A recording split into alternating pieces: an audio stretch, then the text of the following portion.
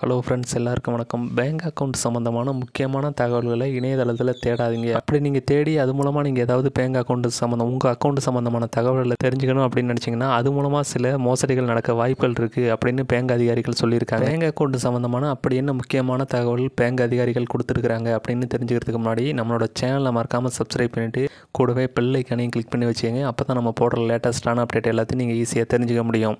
Bank account சம்மந்தம் அப்படி என்ன தகவலை கொடுத்துருக்காங்க அப்படின்னு பார்த்தீங்கன்னா, அதாவது ஒவ்வொரு பேங்க்குமே தனித்தனியான பிரான்ச் நம்பர், அதாவது கஸ்டமர் கேர் நம்பர் அப்படிங்கிறது இருக்கும். இந்த வாடிக்கையாளர் சேவை மைய எண்ணை பயன்படுத்தி தான், அதாவது இந்த ஏடிஎம் கார்டு சம்மந்தமான புகார்கள், அது மட்டும் இல்லாமல் online banking, credit card, debit card இது சம்மந்தமான விவரங்களை தெரிஞ்சுக்கிறதுக்கும் இது சம்மந்தமான புகார்களை கொடுக்கறதுக்கும், அதாவது இந்த பேங்கோட வாடிக்கையாளர் சேவை மைய எண்ணை பயன்படுத்தி தான் கொடுத்துக்கிட்டு வர்றாங்க. பேங்க் அக்கௌண்ட் சம்மந்தமான விவரங்களையும் புகார்களையும் தெரிவிக்கிறதுக்கு பேங்குக்கு நேரடியாக போயிட்டிங்கன்னா ஒரு பிரச்சனையும் கிடையாது. ஆனால் ஒரு சில பேர் என்ன பண்ணுறாங்கன்னா, அந்த பேங்குக்கு போக முடியாதவங்க பேங்கோட வாடிக்கையாளர் சேவை மைய எண்ணை அதாவது ஆன்லைனில் தேடுறாங்க.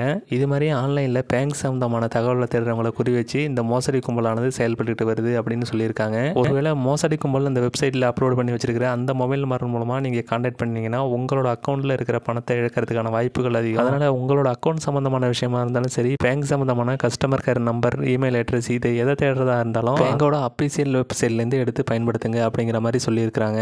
நீங்கள் பேங்க் சம்மந்தமான கஸ்டமர் கேர் நம்பரை உங்களோட ப்ரௌசரில் சர்ச் பண்ணி கிடைக்கிற நம்பருக்கு கால் பண்ணி எந்த ஒரு மோசடி கும்பல்ட்டையும் மாட்டிக்காதீங்க அப்படிங்கிற மாதிரி சொல்லியிருக்கிறாங்க. ஸோ நம்ம பேங்க் அக்கௌண்ட்டில் இருக்கிற தகவலாக இருக்கட்டும், நம்ம பேங்க் அக்கௌண்ட்டில் இருக்கிற பணமாக இருக்கட்டும், இது ரெண்டையும் நான் காப்பாற்ற வேண்டிய கடமை நம்மள்ட்ட தான் இருக்குது. நீங்கள் பேங்க் சம்மந்தமான வாடிக்கையாளர் சேவை மைய எண்ணை ஆன்லைனில் தேடி பயன்படுத்துகிறீங்கன்னா அது ஒரிஜினலான நம்பரா, அந்த நம்பர் பேங்கோட கஸ்டமர் கேர் நம்பர் தானா அப்படின்னு ஒரு தடவைக்கு பல தடவை செக் பண்ணிக்கிறது ரொம்ப ரொம்ப நல்லது. ஸோ பேங்க் அக்கௌண்ட்டோட சம்மந்தமான இந்த தகவல் உங்களுக்கு யூஸ்ஃபுல்லாக இருந்துன்னு வச்சிங்கன்னா மறக்காமல் நம்மளோட சேனலை சப்ஸ்கிரைப் பண்ணிட்டு கூடவே பெல் ஐக்கானையும் கிளிக் பண்ணி வச்சுக்கோங்க.